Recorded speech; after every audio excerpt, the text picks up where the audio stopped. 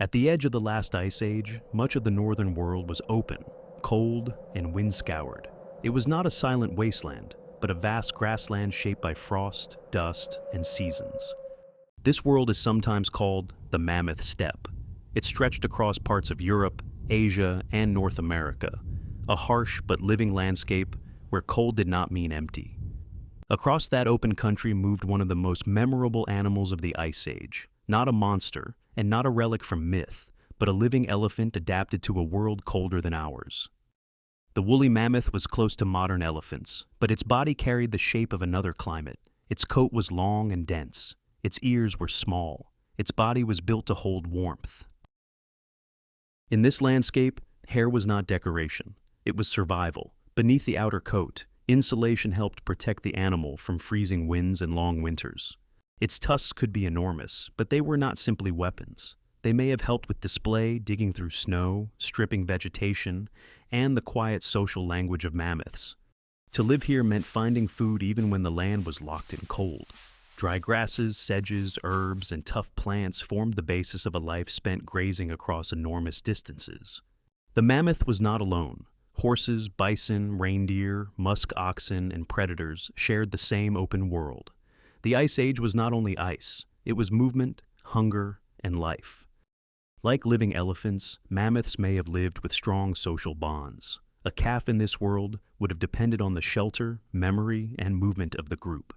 For a young mammoth, survival was not only about size, it was about staying close. The herd was warmth, protection, and a map of where to go when the season changed. The land changed through the year, snow retreated, plants returned.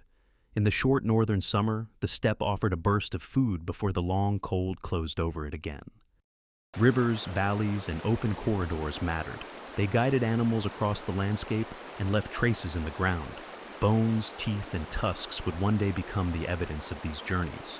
Much of what we know comes from teeth, tusks, bones, and frozen remains. A mammoth tooth is not just a fossil.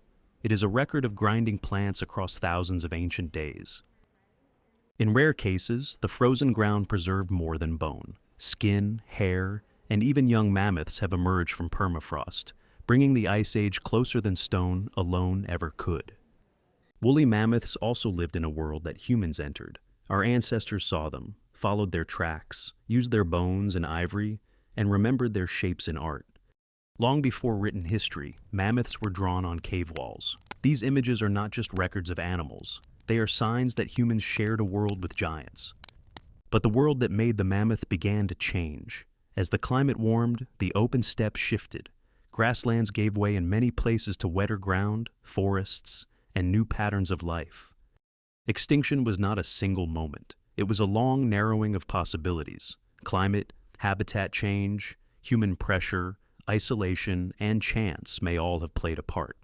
Even after mammoths disappeared from much of the mainland, some survived on islands.